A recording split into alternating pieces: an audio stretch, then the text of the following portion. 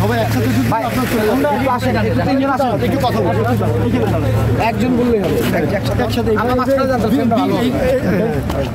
যে আপনাদের তারুণ্য তাহলে আপনি টানা 15 দিন আপনারা আন্দোলন করলেন, আন্দোলনের পর আপনাদের দাবি মানা হলো, এখন আসলে কি মনে করছেন এটা রাজনৈতিক আন্দোলন ছিল নাকি আসলে ছাত্র সমাজের আন্দোলন?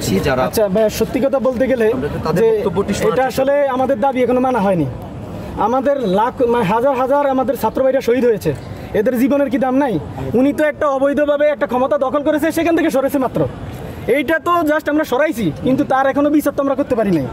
এখন এই বিচারটা করার জন্য আমরা অন্তর্বর্তীকালীন সরকার অবশ্যই ছাত্র প্রতিনিধি যারা এই গণ অভ্যুত্থান ঘটিয়েছে তারাই নিশ্চিত করবে, এবং সেই সরকার জনগণের সরকার হবে এবং আপামর মানুষের কথা বলার জন্য সরকার হবে।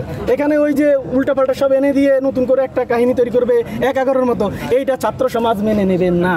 তো সেই জায়গা থেকে আমরা এই কথাগুলি আমরা আরিফ তালুকদার, আপনার নাম? আরিফ তালুকদার। আচ্ছা, আপনি বলেন। আরিফ তালুকদার। দাঁড়ান, কে বলবে? ভাই আব্দুল্লাহ হোসেন। নামটা বলেন না। আমি আব্দুল্লাহ হোসেন। আমি এই পর্যন্ত 2 তারিখ থেকে সমন্বয়ের জন্য কাজ করে যাচ্ছিলাম। আজকে পর্যন্ত আমরা সফল হয়েছি। আপনারা জানেন, আমি প্রথমেই আমার সকল এই ছাত্র সমাজের সকল প্রতিনিধি এবং ছাত্র সমাজকে একেবারে করজোড়ে এবং যারা শহীদ হয়েছে সবার প্রতি বিনম্র শ্রদ্ধা জানাই, যাদের রক্তের বিনিময়ে আজকে এই ভবন প্রধানমন্ত্রী তাদের পদ এবং নাম খুনি হাসিনা আব্দুল্লাহ হোসেন, আমি ওইভাবে বলতে পারবো না, সম্মাননার প্রতি নাই। আমি সাধারণ শিক্ষার্থী। আজকে প্রত্যেকের রক্ত আর ঘামের বিনিময়ে আজকে আমরা এই স্বাধীনতা পেয়েছি। 71-এর পরে প্রথম আমরা স্বাধীন হয়েছি। আজকে আমরা স্বৈরাচার মুক্ত হয়েছি।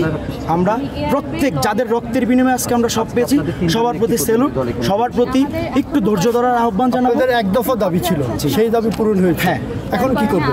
এখন হচ্ছে যাতে কোনো অবস্থাতেই 11-র সময় যেরকম ঘটনা ঘটেছে আমরা শুনেছি, ওই সময় আমরা ছোট ছিলাম, আমাদের মুরব্বীরা শুনেছে আর বলেছে আমাদেরকে, বা আমরা কোনো অবস্থাতেই কোনো অপশক্তি, রাজনৈতিক অপশক্তি যারা আসলে দেশটাকে ছাত্রদের কাঁধে ভর করে বিভিন্নভাবে এই দেশকে অস্থিতিশীল করতে চায় বা দেশকে আরেকজনের কাছে ইজারা দিতে চায়, আমরা এইরকম কোনো রাজনৈতিক সংগঠনকে বা এরকম কোনো রাজনৈতিক ব্যক্তিদেরকে আমরা আমাদের আন্দোলনে শুরু থেকেই, আমি আব্দুল্লাহ হোসেন হলফ করে বলতেছি, আসিফ নাহিদ থেকে শুরু করে সবাইকে আমি এতটুকু পর্যন্ত গাইড করছি যে কোনো অবস্থাতেই কোনো রাজনৈতিক নেতার কাছ থেকে একটা টাকা পর্যন্ত নেই নাই। আমরা পানি 1 বোতল 7 জনে ভাগ করে খাইছি, একটা টাকা নেই নাই।